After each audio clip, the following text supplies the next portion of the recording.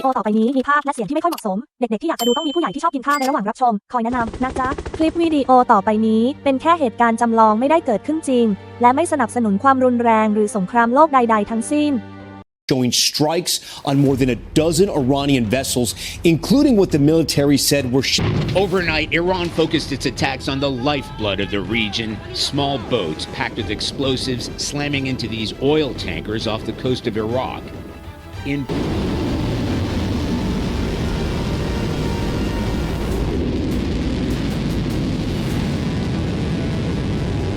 Terrorist regime to hold the world hostage and attempt to stop the globe's oil supply, and if Iran does anything to do that, they'll get hit at a much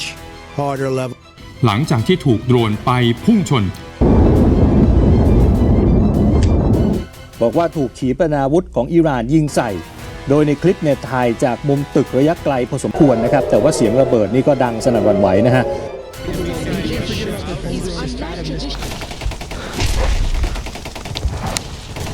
I make you see ผมทำคุณดู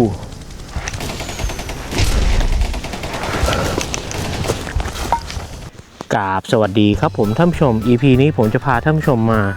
จำลองเหตุการณ์ถ้าเกิดสงครามโลกครั้งที่3เกิดขึ้นมันจะเป็นไปได้ไหมถ้าเราจะหนีเข้าป่า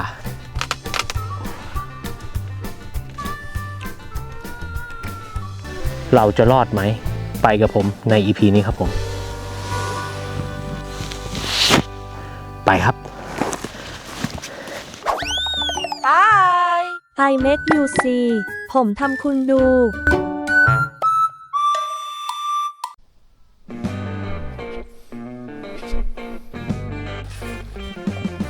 ถุงนอนหม้อผ้าใบขนาดเล็กถุงเชือกที่นอนลมเลื่อยขวาน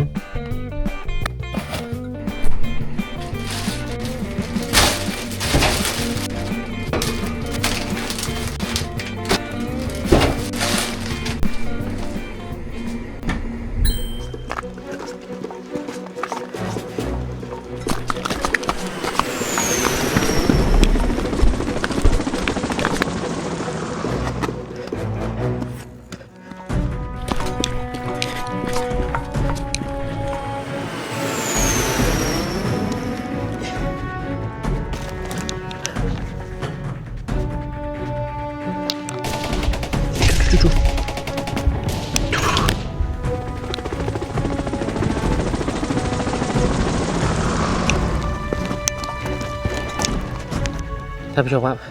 ตอนนี้เราหนีเข้ามาในป่าได้สักพักหนึ่งแล้วท่านผู้ชมและผมได้อาวุธเป็นปืนไรเฟิลกึ่งอัตโนมือตอนนี้เครื่องบินไปทั่วไปหมดเลยครับผมจะต้องเข้าป่าไปให้ลึกมากกว่านี้นะท่านผู้ชมต้องรีบเร่งมือแล้วปลอดภัยเปล่าปลอดภัยครับไปต่อเราจะต้องหาที่พักที่ว่าไม่มีใครเห็นเราตอนนี้สงครามค่อนข้างรุนแรงครับผมเราจะต้องหาที่พักที่ดีๆที่ไม่มีใครเห็นหรือทหารที่กำลังตามหาประชาชนอย่างเราจะต้องหลบให้ดีครับมาดูซิว่าหนีสงครามเข้าป่าจะอยู่ได้ไหมไปครับผม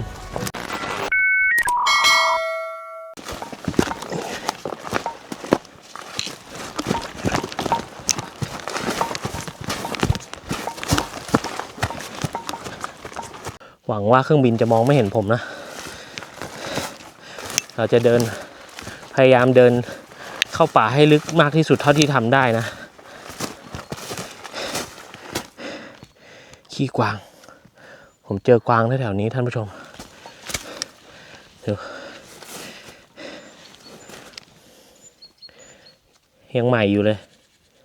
ถือว่ายังสดใหม่แถวๆนี้ยังมีกวางมีอะไรนะข้อดีที่ว่ามีกวางมีสัตว์อยู่ในนี้เวลาทหารหรือเครื่องบินน่ะมองเห็นเราในชุดกลมกลืนไปกับป่าอย่างเงี้ยเขาจะคิดว่าเราอ่ะคือกวางหรือคือสัตว์ตัวใหญ่ที่เดินอยู่ในป่าพอเขาจะมองเห็นจากไกลๆนะเราจะต้องพรางตัวไปด้วยไม่ใช่ว่าจะใส่ชุดสีเหลืองสีส้มอะไรอย่างงี้เขาเห็นแน่นอนชุดที่ผมใส่มาวันนี้ค่อนข้างพรางตัวอยู่ครับกลมกลืนไปกับธรรมชาติเท่ากับว่าสัตว์ป่าน้อยใหญ่ กวางเรนเดียร์หรือกวางทั่วไปเนี่ยน่าจะช่วยผมให้เข้าใจผิดว่าผมเนี่ยคือกวางได้นะนั่นคือข้อดีครับเวลาหนีเข้าป่าก็ขอบคุณเลยถ้าเกิดสงครามขึ้นจริงๆก็นั่นแหละครับหนีเข้าป่าอาจจะเป็นทางรอดควรเลือกนะถ้าเกิดสงครามไปครับตอนนี้ผมเดินมาเจอหินก้อนใหญ่แล้วก็ก้อนเล็กเหมือนจะเป็นภูเขา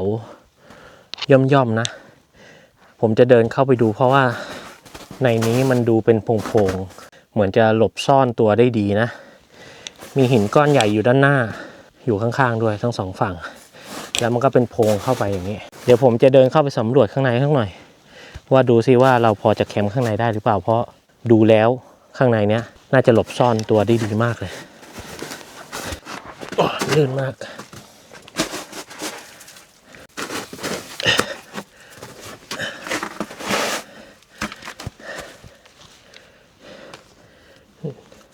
อันนี้ก็ค่อนข้างชื้นครับเหมือนจะมีน้ำไหลตลอดเวลาลงมาที่หินลงมาเรื่อยๆตรงนี้แต่อุปสรรคก็คือหินก้อนนี้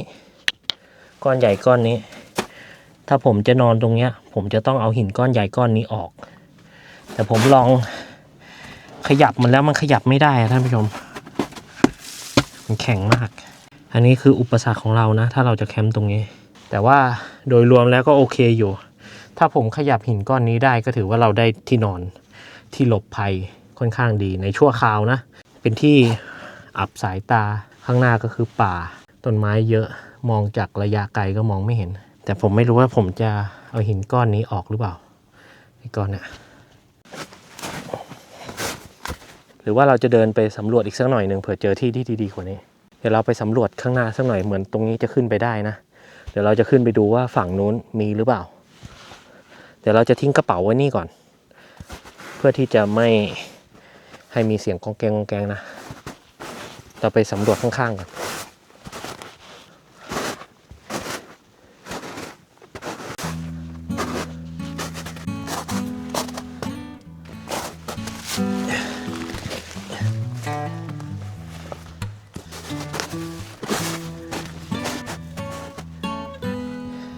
ผมจะบอกท่านผู้ชมว่าทำไมผมถึงเลือกว่าจะต้องมีก้อนหินล้อมรอบหรือเป็นโพรงเข้าไปหรือเป็นถ้ำเนื่องจากว่าถ้าเกิดทหารที่จะมายึดประเทศหรือกำลังตามหาประชาชนอยู่อย่างเงี้ยถ้าเราหลบซ่อนในถ้ำหรือในโขดหินอะไรเงี้ยอย่างน้อยเขายิงมาระยะไกลหินมันจะได้เป็นเกาะกำบังให้กับเรานะอย่างน้อยก็ไม่โดนเราในระยะหนึ่งแล้วกันถ้าเกิดว่าจะต้องยิงกันขนาดนั้นนะตรงนั้นนะท่านผู้ชมที่เราเอากระเป๋าวางไว้เดี๋ยวเราสำรวจตรงนี้แถวๆนี้สักนิดนึงเพื่อจะมีที่ที่ดีกว่าก็อย่างที่ผมบอกครับผมไม่อยากแคมป์ที่เปิดนะแคมป์ที่เปิดมันจะเป็นจุดสนใจให้พวกเขาเจอเราได้ของประเทศนอร์เวย์ก็คือช่วงหน้าฤดูใบไม้ผลิมันก็จะมีหิมะที่ละลายแล้วก็ฝนละอองฝนหรือฝนตกมันทำให้ป่าชื้นมากครับถ้าดูจากรองเท้าผมเริ่มเปียกหมดแล้วขี้กวางเพียบเลยแต่ไม่เห็นกวางสักตัวเท่าไหร่วะออกมาให้เห็นหน่อยแต่อยากเห็นอะไม่เห็นกวางสักตัวเลยเฮ้ยแต่ในเวลานี้เราจะมัวแต่ดูกวางไม่ได้เรากำลังเอาชีวิตรอดอยู่ตอนนี้ผมสำรวจป่าอยู่นะผมว่ากระเป๋าทิ้งไว้นู้นเอาสักไกลเลย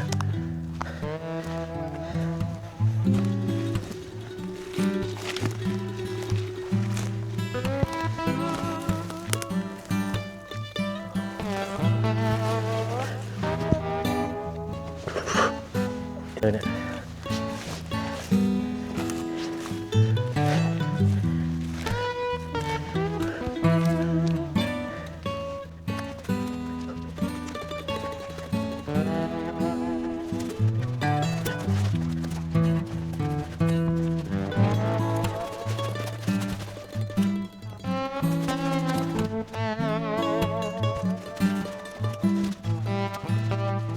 เ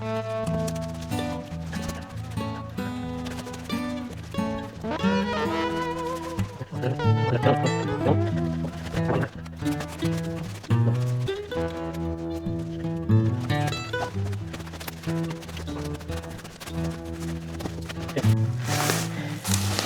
มครับโอเค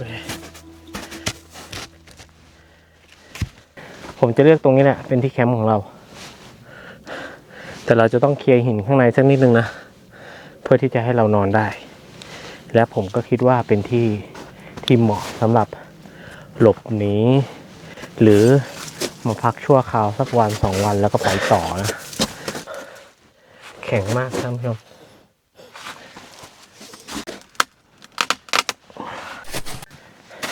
เนี่ยท่านผู้ชมผมได้ลองขยับหินก้อนนั้นดูแล้วไอ้ก้อนตรงกลางนั้นอะมันติดกับพื้นค่อนข้างแน่นผมจะต้องไปหาไม้ที่ใหญ่ขึ้นแล้วงัดมันออกนะมันแค่หล่นลงมาเฉยแต่ว่าพื้นมันเป็นน้ำแข็งไงคิดว่าถ้าเขย่ามันแรงๆมันน่าจะหลุด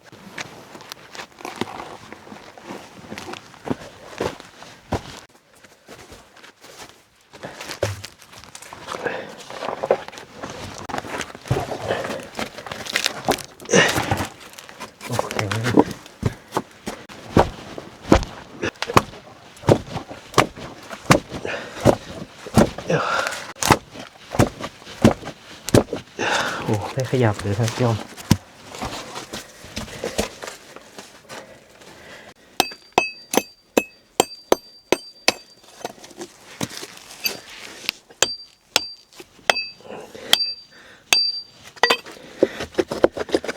โอเค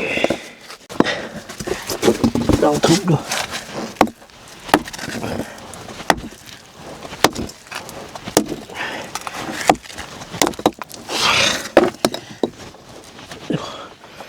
ไม่ขยับเลยว่ะท่านผู้ชมครับผมลองดูแล้วลองเอาไม้งัดแล้วอะไรดูแล้วไม่ขยับเลยน่าจะลงไปในไอเนี่ยหินนะมันน่าจะใหญ่ลงไปยันถึงพื้นดินนะมันไม่มีแค่ตรงนี้หรอกมันน่าจะลงไปอีกถ้าเกิดว่าผมจะย้ายมันไม่ได้แต่เราก็จะแคมป์ตรงนี้อยู่ดีแต่เราจะต้องทำงานมากขึ้นนะผมจะไปหาไม้มาวางเป็นเตียงของเราจะต้องหาไม้กลมๆยาวๆที่จะรองรับน้ำหนักเราได้ชั่วคราวนะแล้วเราก็มาวางไว้แนวยาวอย่างนี้แล้วเราจะนอนขวางผมจะลองก่อไฟตรงนี้ก่อนเลยอันดับแรกดูซิว่าลมมันไปทางไหนแต่ผมคิดว่าลมมันน่าจะเข้ามาแล้วก็พัดออกไปตรงนี้ดูซิว่าเราพอจะแคมป์ได้ไหมตรงนี้เพราะหินก้อนนี้ก้อนเดียวเลยก้อนนี้ก้อนเดียวจริงๆ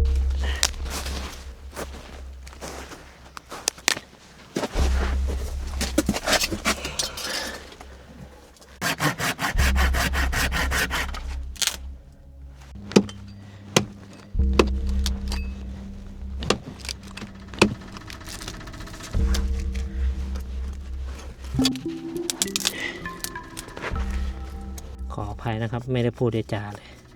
เดี๋ยวเราลองติดไฟกันดูก่อนว่าจะได้ไหม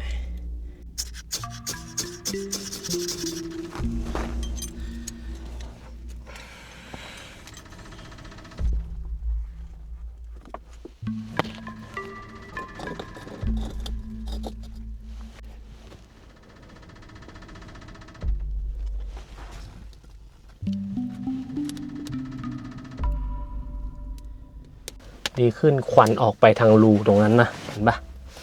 ควันออกไปทางนั้นพอดีเป๊ะเลยแต่ว่าพอลมมันมาจากทางนู้นนะก็จะมีควันหลงมาฝั่งนี้นิดนึงแต่ก็ไม่เป็นไรครับหลักๆควันมันจะออกข้างบนถือว่าดีครับ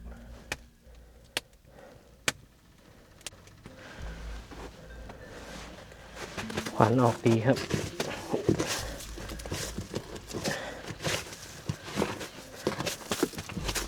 ตอนนี้ไฟของผมแล้วควันก็ออกดีมากแล้วเมื่อกี้ผมขึ้นไปข้างบนไปเอาใบไม้กิ่งไม้แล้วก็หิมะออกจากรูที่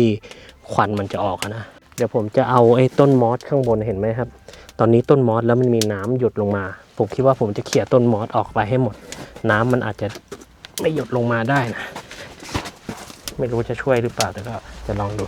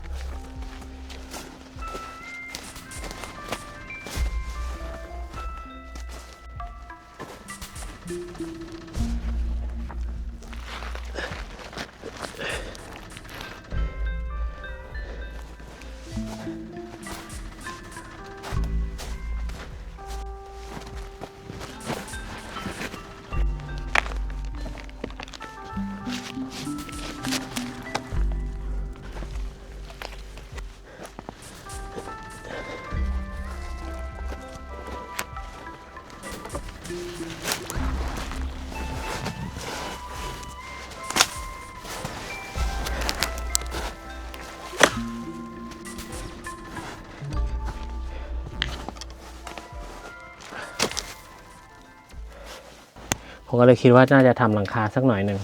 เอาไม้มาค้ำๆง่ายๆอย่างนี้เนี่ยประมาณนี้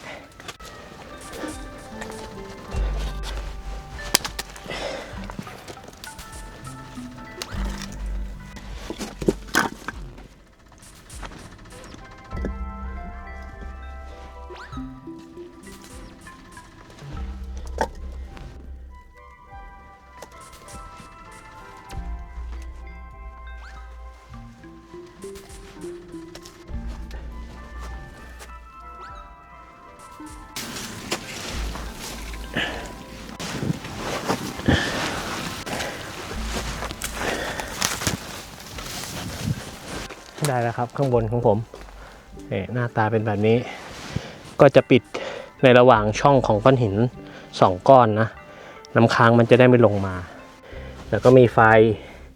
แล้วก็ข้างในค่อนข้างอุ่นดูจากมือผมควันขึ้นเลยอุ่นครับแล้วควันมันก็ออกทางนั้นนะพอดีเป๊ะลมมันไปทางนี้นะลมมันเข้าไปทางนี้แล้วก็ดันควันออกไปทางนู้นถือว่าโอเคครับ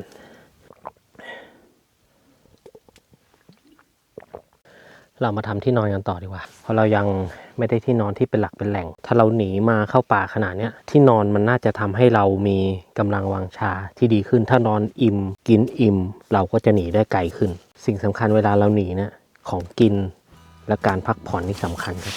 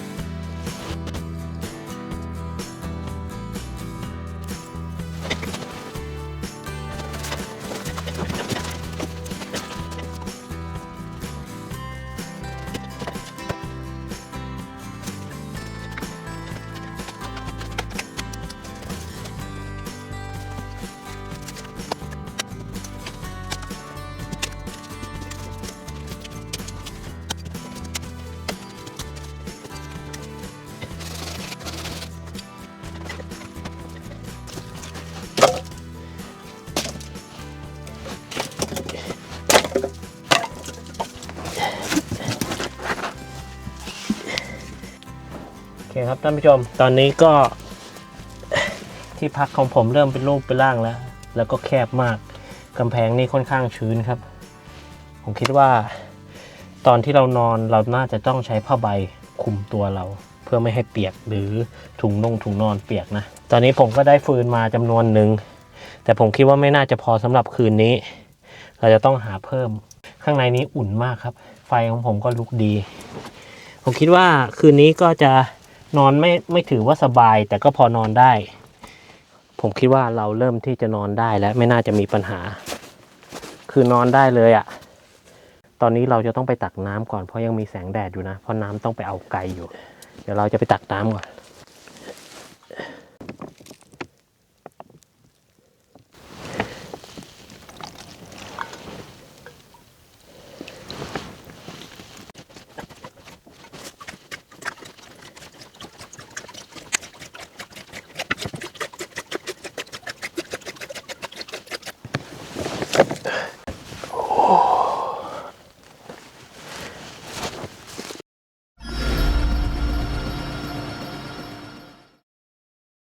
ได้น้ำแล้วครับท่านผู้ชมน้ำธรรมชาติพอดีหิมะมันละลายแล้วก็พอมีน้ำให้เราพอดื่มนะแต่ต้องไปต้มให้เดือดจัดๆเลยนะเพื่อฆ่าแบคทีเรียเดี๋ยวผมจะเล่าให้ฟังว่าทำไมผมถึงเลือกถ้าเกิดสงครามโลกครั้งที่3สมมุตินะก็หวังว่ามันจะไม่เกิดนะแต่ตอนนี้ก็อเมริกาก็ใส่ยับเลย They'll get hit at a much harder level. อาวุธเยอะหน่อยก็ใส่เขายับเลยแต่ก็นั่นแหละครับผมก็เป็นแค่ประชาชนตัวเล็กๆทำอะไรไม่ได้ก็เหลือแต่ปล่อยให้มันเป็นตามอย่างที่ว่าแหละเอาแค่ตัวเองให้รอดก็พอแล้วไม่ต้องแต่ก็กลับมาทำไมผมถึงเลือกที่จะบอกว่าเราต้องหนีเข้าป่าว่าเราจะรอดหรือเปล่าถ้าเราหนีเข้าป่านะเนื่องจากว่าผมหรือเผอิญไปเห็นในนี่มาคือว่ามีชาวญี่ปุ่นเขาเป็นทหารนี่แหละเป็นทหารญี่ปุ่นนะก็ตาชาวญี่ปุ่นเนี่ยที่เป็นทหารแนวหน้าที่ว่าไปรบเขาชื่อโอโนดะโอโนดะเขาเป็นทหารเหมือนเป็นทหารราบและประจำการที่อยู่แถวแนวหน้าของกลุ่มของเขาเนี่ยจะต้องเข้าไปในป่าไปหลบซ่อนในป่าแล้วตอนนี้เขาก็ลบลาฆ่าฟันอะไรกันก็แล้วแต่จนเวลาผ่านไปได้พักหนึ่งโอโนดะเนี่ยเหมือนกับว่าเขาจะเหมือนจะสู้ไม่ได้สู้ไม่ได้แล้วกำลังของกลุ่มของเขาเนี่ยเริ่มจะถดถอยมีหลายคนที่เสียชีวิตไปก็เหลือแต่เขาอย่างเงี้ยเขาก็เลยเลือกที่จะหนีเข้าป่าหนีเข้าไปในป่าแล้วเขาก็ซุ่มหลบซ่อนอยู่ในนั้นแหละแต่ใจของเขาเนี่ยไม่ได้หนีนะท่านผู้ชมคือใจเขาสู้เหมือนเดิมนั่นแหละแต่เขาคิดว่าสงครามเนี่ยยังไม่จบเขาก็จะหลบซ่อนอยู่ในนั้นแหละเขาก็หลบซ่อนอยู่นั้นเขาก็เลยไม่เชิงว่าไม่กล้าออกมาแต่ก็ยังไม่ได้ออกมาสักทีจนเวลาผ่านไปถึง30 ปีท่านผู้ชม30 ปีเหมือนเขาจะไม่ถอยไปไหนเขาจะยืนหยัดให้ประเทศของญี่ปุ่นอะไรเงี้ยจะไม่หนีจะอยู่อย่างนี้แหละอะไรเงี้ยจนมีนักศึกษาเหมือนกับว่าเขาไปได้ยินเรื่องราวว่ามีชาวญี่ปุ่นทหารชาวญี่ปุ่นเนี่ยชื่อโอนาดะเนี่ยได้ใช้ชีวิตอยู่ในป่าไม่ยอมออกมาสักทีเขาก็เลยไปตามหากันจนเจอตามหาเขาเพื่อที่ไปช่วยเหลือเขาให้ออกมาเขาได้บอกว่าก็ขุดหลุมอยู่ถ้ำอย่างที่ผมอยู่เนี่ยแหละประมาณนี้อยู่ถ้ำสร้างเพิงนู่นนี่นั่นเขาก็ใช้ชีวิตมาตั้ง30 ปีนะท่านผู้ชมในป่าผมก็เลยค่อนข้างมั่นใจว่าถ้าเกิดสงครามโลกครั้งที่3แล้วเราหนีเข้าป่าเงี้ยแล้วมีสกิลติดตัวอยู่แล้วนะไม่จำเป็นต้องเป็นทหารนะแต่ก็มีสกิลที่ว่าเข้าป่าหาอาหารได้ผมก็คิดว่าน่าจะอยู่ได้โอเคครับเรามาสร้างที่พักต่อเพราะว่าเราได้คร่าวๆแล้วเดี๋ยวผมคิดว่าผมจะทำประตูสักนิดนึงเพื่อจะให้บังไม่ให้คน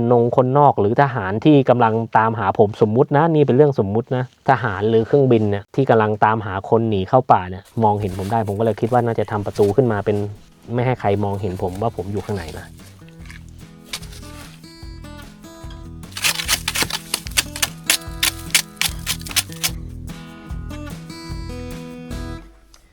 จะดูว่าถ้าความจริง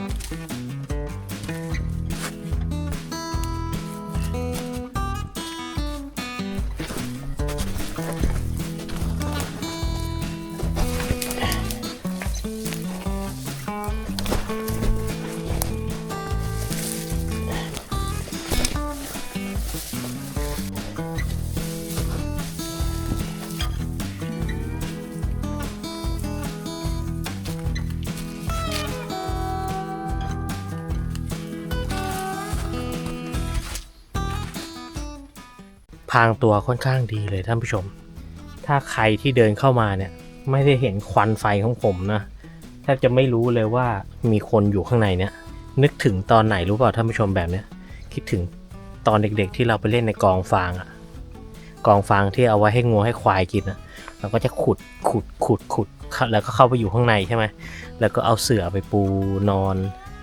เล่นพ่อแม่ลูกกันไม่รู้เป็นอะไรผู้ใหญ่เขาห้ามให้เด็กๆเขาเล่นพ่อแม่ลูกกันนะผมก็ไม่รู้เหมือนกัน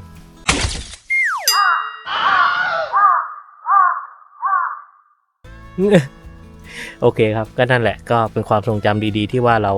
ไปเล่นในกองฟางแล้วก็แหวกแล้วเสื่อไปปูแล้วก็นอนกลางวันกันสนุกครับก็อันนี้ก็คล้ายๆกัน ตอนนี้ฟืนก็ติดดีครับ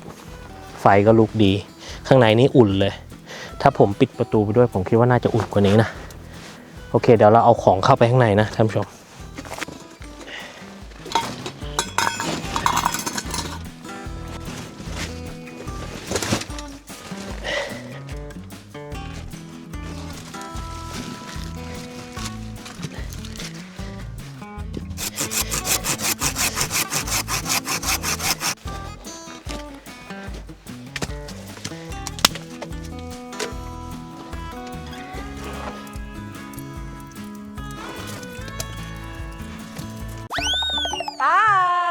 I make you see ผมทำคุณดู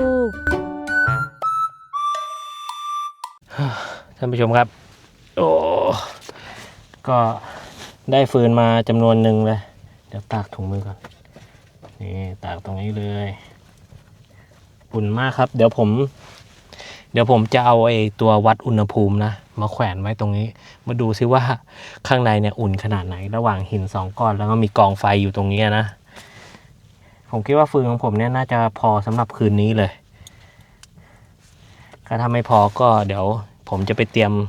กองใหญ่ๆเพิ่มไว้อีกสักหน่อยหนึ่งเดี๋ยวเราจะต้มน้ำนะท่านผู้ชมต้มน้ำแล้วก็เพื่อมาดื่มกันเพราะว่าน้ำที่ผมเอามาเนี่ยเอามาแค่ขวดเดียวแล้วเราต้องรอให้มันเย็นด้วยไงเพราะตอนเนี้ย คอผมอะหิวน้ำมากผมว่าจะดื่มน้ำสักหน่อยแต่จะต้มน้ำซะก่อน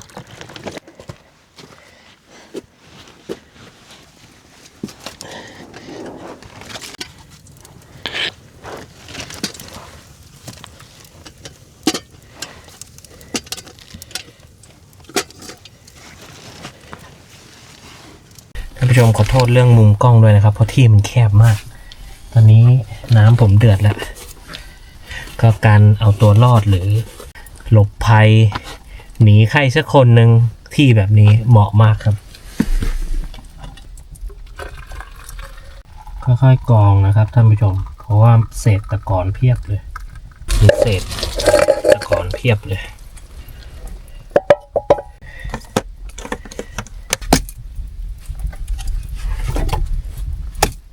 เดี๋ยวเราจะมาทำอาหารกินกันนะครับเดี๋ยวอาหารวันนี้ก็เป็นอาหารง่ายๆสบายๆแล้วก็เร็วอิ่มแล้วก็นอนเลยเพราะว่าอย่างที่ผมบอกเราทุกอย่างมันต้องเร่งรีบถ้าเกิดมีคนมาเจอเราจะต้องไปเลยนึกภาพใช่ไหมเพื่อที่จะเอาตัวรอดอย่างเงี้ยทุกอย่างมันต้องเร็วกระชับแล้วถ้ามีคนเดินเข้ามาเงี้ยเราพร้อมที่จะวิ่งหนีได้เลยอะไรประมาณนี้ก็คืออาหารของเราก็จะง่ายๆเป็นอาหารกระป๋องอุ่นปุ๊บกินแล้วก็นอนประมาณนี้นี่อันนี้อยู่ได้นานครับอาหารของเราก็มีมันเป็นเหมือนข้าวอบกรอบข้าวตอกแตกอะไรประมาณนี้แหละแต่เป็นรสชีสนะอันนี้อยู่ได้นู่น2026เดือน9ก็เกือบปีนะแชมเปญยองกระป๋องแล้วผมก็มีแฮมเนื้อแฮมนะท่านผู้ชมมันเป็นสุกมาแล้วถ้าจะกินดิบเลยก็ได้แต่ถ้าจะให้อร่อยหน่อยก็ไปอุ่นสักนิดนึงเป็นแฮมกระป๋องนะท่านผู้ชมก็อันนี้อยู่ได้ถึง2027เดือน5ครับอันนี้หมูแฮมอยู่ได้ปีครึ่งสับปะรดกระป๋องผมชอบกินสับปะรดกระป๋องก็เลยเลือกที่จะเอามาด้วยแล้วมันอยู่ได้นานถ้าจังหวะที่เราขาดน้ำตาลหรืออะไรเงี้ยอันนี้น่าจะช่วยได้ซุปมะเขือเทศมันฝรั่งบดมันฝรั่งบดละเอียดประมาณนี้ทูน่าซองทูน่านี่คือเมนูของเราง่ายๆกินแล้วนอนแล้วก็เตรียมตัวเข้าป่าลึกกว่านี้เพราะว่า EP นี้ผมมาสาธิตหรือจำลองเหตุการณ์ว่าถ้าเกิดสงครามโลกเกิดขึ้นเนี่ยแล้วเราจะต้องหนีเข้าป่าเนี่ยมันจะเป็นไปได้ไหมแล้วเราจะอยู่ได้กี่ปีอยู่ได้นานเท่าไหร่แต่อย่างที่บอกไอ้ของพวกนี้มันหมดได้แต่ของที่อยู่ในป่าผมคิดว่ามันนานมากกว่าจะหมดอย่างเช่นเนื้อสัตว์การล่าสัตว์เนื้อนกเห็ดหรือเป็นพวกแบร์เป็นพวกผลไม้อะไรเงี้ยผมคิดว่าน่าจะหาได้สิ่งที่ผมเอามานี่คือเบื้องต้นถ้าเรายังหาล่าสัตว์ไม่ได้หรือยังหาของกินไม่ได้อันนี้เอาไว้ฉุกเฉินและตอนนี้เป็นฉุกเฉินสำหรับผมเพราะว่าผมไม่ได้ล่าไม่ได้หาอะไรเลยก็เท่ากับว่าอันนี้คืออาหารมื้อแรกของผมแล้วเราจะนอนกันในหลืบถ้ำเล็กๆที่ผมสร้างขึ้นในคืนนี้นะ ก้อนเบลเลอร์ดูโอ้โหก้อนเบลเลอร์ครับเดี๋ยวเราจะปาดมันดูทรงแล้วผมไม่น่าจะกินหมดนะจะหั่นมันเป็นชิ้นยาวๆ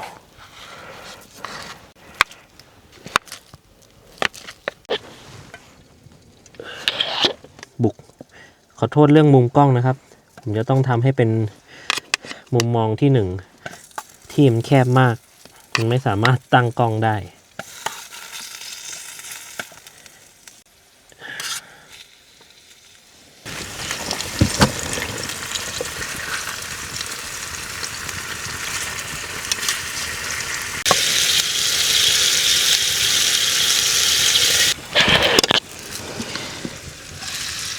โอเคได้เรื่องครับมันบดง่ายๆใส่ลงไปในนี้เลยใส่น้ำร้อนลงไปค่อยๆนะครับไม่ต้องเยอะมากค่อยๆใส่มันบดนี่เป็นอะไรที่เร็วอยู่ท้องแล้วก็อิ่มนานถ้าใส่นมใส่เนยสักหน่อยอร่อยเดี๋ยวผมจะใส่เกลือสักนิดนึง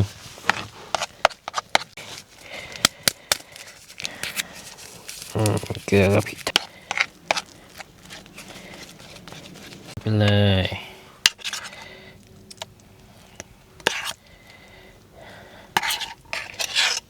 ได้แล้วครับผมอาหารจานด่วนมันบดง่ายๆแฮมกระป๋องแล้วก็แชมเปญองกระป๋องเห็ดกระป๋องชิมกันครับอุ้ยอร่อยชิมแฮมหน่อยครับแฮมเละไปนิดนึงแต่มันอร่อยอ่ะมันบดอ่ะอาหารแบบเนี้ยอาหารกระป๋องอ่ะเหมาะสำหรับการไปแคมป์หรือเดินป่าค้างสักคืน2 คืนเนี่ยกำลังดีเลยครับอร่อยครับท่านผู้ชมผมยังไม่รู้เลยว่าจะหันหัวเข้าไฟหรือว่าหันหัวออกทางประตูเนี่ยเดี๋ยวผมพูดถึงเหตุการณ์อีกเหตุการณ์หนึ่งสงครามเป็นเหตุอันนี้ก็ที่เวียดนามเหมือนเดิมนะแต่นี่ไม่ใช่คนญี่ปุ่นแล้วกลายเป็นคนเวียดนามคือมีหมู่บ้านหนึ่งสงครามเวียดนามแล้วมีหมู่บ้านหนึ่งถูกระเบิดลงบุ้มมีครอบครัวหนึ่งโชคร้ายพ่อแม่ลูกสาวแล้วก็ลูกชายแม่กับลูกสาวเสียชีวิตทันทีเลยก็เหลือแต่พ่อกับลูกชายพ่อก็ไม่รู้จะทำยังไงเขาก็เลยตัดสินใจเดินเข้าป่าเลยพาลูกชายเดินเข้าป่าไปเดินไปเรื่อยๆเดินเข้าไปในป่าของเวียดนามจนไม่รู้ว่ามันลึกขนาดไหนผ่านไป41 ปีท่านผู้ชมพ่อลูก2 คนเข้าไปในป่าหนีสงครามเพื่อที่จะเอาชีวิตรอดเดินเข้าป่าไปเลยในระหว่างที่เขาเข้าไปนั้นไม่กล้าออกมาเพราะว่ากลัวว่าจะมีคนมาทำร้ายเพราะภาพจำเขาสุดท้ายภาพจำสุดท้ายของเขาก็คือคนมายิงกันทิ้งระเบิดมันก็เป็นภาพจำที่ไม่ดีใช่ไหม A father and son have been found in a remote jungle in Vietnam after apparently living in isolation for 4 decades. The father, who is now 82, is thought to have fled his village with his 2-year-old child after a landmine killed his wife and 2 of his sons during the Vietnam War. The pair have been living in a treetop den with no contact from the outside world for 40 years. They wore loincloths made out of tree bark and survived off wild rice, fruit and vegetables. According to local media, the father speaks a small amount of the local dialect, but his now 41-year-old son only knows a few words. Attempts are now being made to slowly integrate them back into society. สันโดษไปเลยกินนู่นกินนี่เท่าที่หาได้จนมีคนไปเจอพ่อลูกคู่นี้ที่หนีสงครามไปนะเขาไปอยู่ในป่ามา40 ปีเขาก็สร้างกระต๊อบนู่นนี่นั่นทำเครื่องมือเครื่องไม้คืออยู่ถาวรถ้าไม่มีคนไปเจอเขาก็คือเขาอยู่ถาวรไปเลยผมก็เลยมานั่งคิดว่าถ้าสงครามโลกครั้งที่3เกิดขึ้นมันจะเป็นไปได้ไหมถ้าเราจะหนีเข้าป่าเหมือนกันอย่างเช่นผมชอบแคมปิ้งชอบนอนป่าอยู่แล้ว มันจะเป็นไปได้ไหมถ้าหนีเข้าป่าเลยเราจะมีชีวิตรอดได้ไหมแต่หลักๆก็คือไอ้สงครามเนี่ยมันจะตามไปหาเราในป่าหรือเปล่าแค่นั้นแหละใช่ไหมล่ะผมเองก็ไม่สนับสนุนความรุนแรงหรือสงครามระหว่างประเทศระหว่างเมืองหรือระหว่างคนอะไรก็แล้วแต่ผมไม่สนับสนุนเลยเพราะมันเจ็บทั้งสองฝ่ายถึงฝ่ายนี้จะชนะแต่แน่นอนก่อนที่เขาจะชนะเขาต้องสูญเสียอะไรมั่งส่วนคนแพ้ก็เสียกับเสียผมเห็นในข่าวแล้วน่าหดหู่มากน่าหดหู่จริงครับ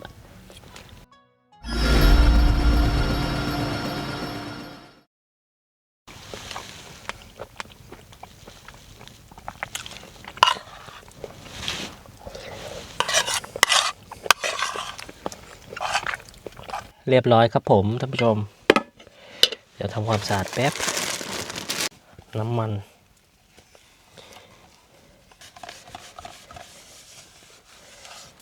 ผมก็อิ่มพออิ่มปุ๊บหนังตาก็หย่อนก็เดี๋ยวผมขอตัวเปลี่ยนเสื้อผ้าเตรียมตัวเข้านอนแล้วก็ทำที่นอนด้วยเพราะตอนนี้ที่นอนของผมหรือผ้าใบของผมเปื้อนมากแล้วก็เปียกแล้วก็กะว่าจะแปรงฟันด้วย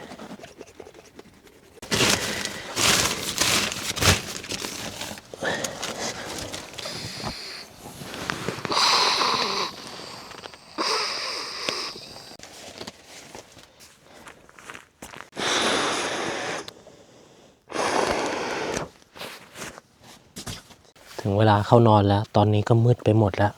มืดมากดูดิดูรอบๆมืดแล้วครับแล้วผมก็ยังไม่เห็นกวางสักตัวด้วย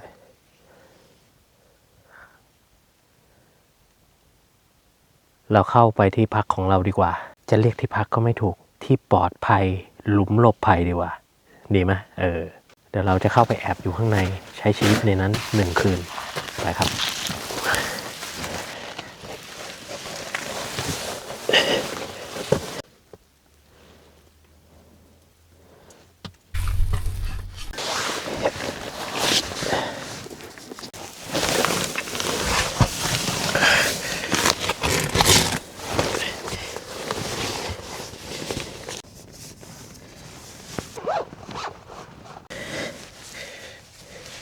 หินก้อนนั้นร้อนมากไอ้ตรง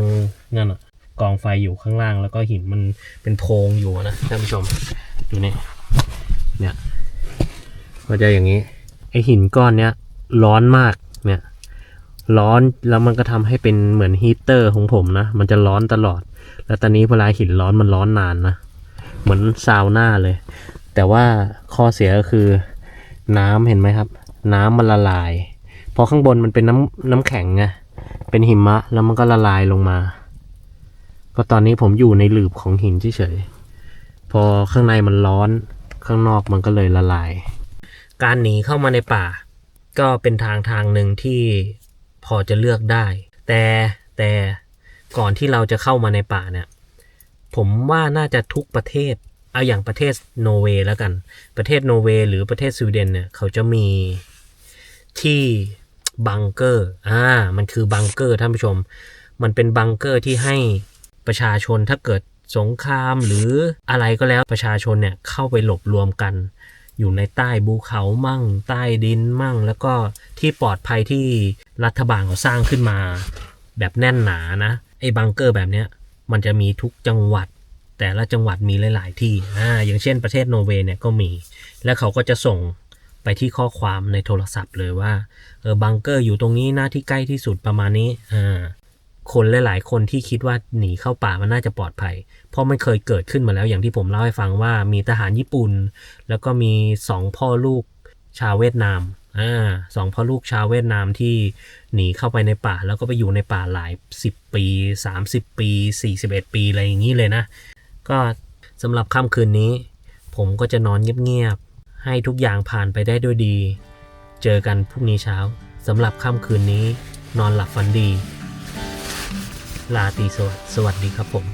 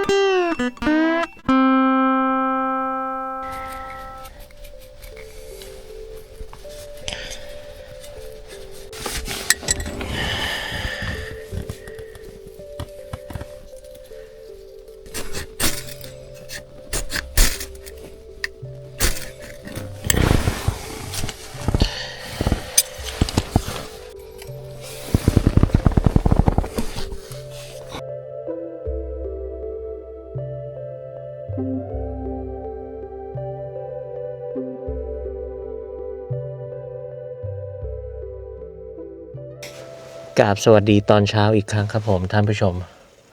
ตอนนี้ก็เป็นเวลา7 โมงกับ8 โมงแล้วนะผมกำลังต้มน้ำอยู่แล้วเราจะกินอาหารเช้าแล้วก็จิบชาร้อนๆสักนิดหนึ่งเพื่อให้ร่างกายอบอุ่นมีกำลังวังชากลับมาแล้วเราก็จะเดินทางเข้าป่ากันต่อนะครับก็เมนูง่ายๆครับขนมปังกรอบแล้วก็ซุปมะเขือเทศ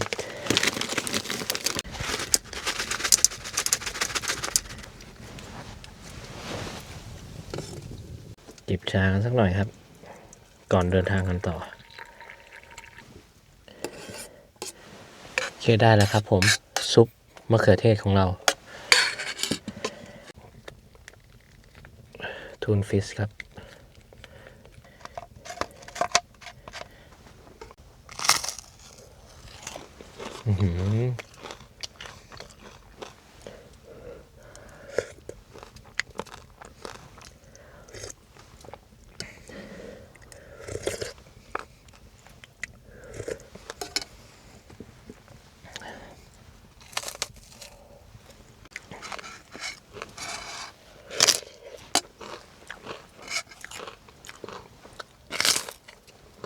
เดี๋ยวขออีก2 อันครับผม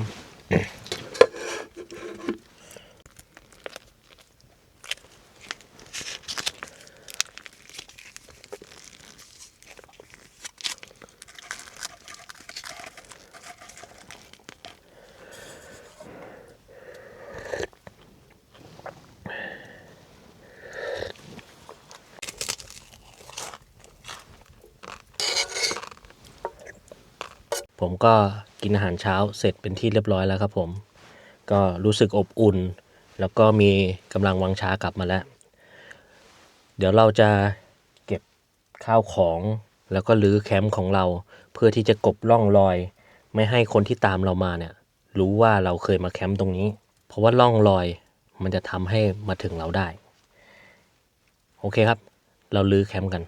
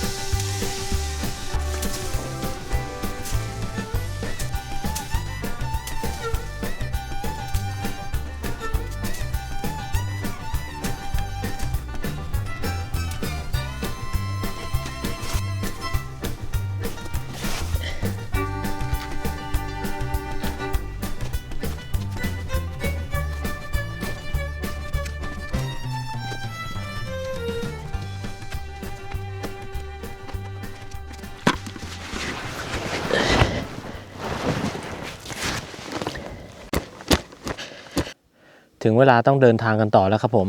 ผมเองก็ได้ทำความสะอาดทุกซอกทุกมุมอะไรที่มันเป็นเหมือนว่าจะมีคนเคยเข้ามาอยู่ตรงนี้ผมก็ได้เอาออกหมดแล้วนะกองฟืนผมก็เอาหิมะถ้ากับว่าแทบจะมองไม่เห็นเลยว่ามีกองไฟตรงนั้นแล้วตรงนี้ผมก็เอาไม้ที่ผมหั่นเลื่อยออกโยนไปข้างๆไปซ่อนไปอะไรแล้วนะผมพยายามทำให้ไม่สะอาดจนเกินไปเนื่องจากว่าถ้าเราทำสะอาดจนเกินไปเนี่ยมันจะผิด ผิดวิสัยนึกภาพปะในป่ามันไม่ควรที่จะสะอาดขนาดนั้น ผมก็เลยโยนกิ่งไม้เข้าไปอยู่ข้างในให้ดูว่ามันไม่มีอะไรเคยเข้ามาอยู่ในนี้นอกจากสัตว์ป่าอะไรประมาณนี้ส่วนกองไฟก็เริ่มมอดแล้วครับ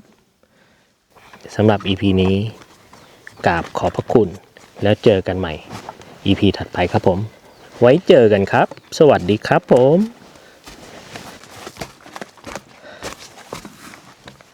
เกือบลืม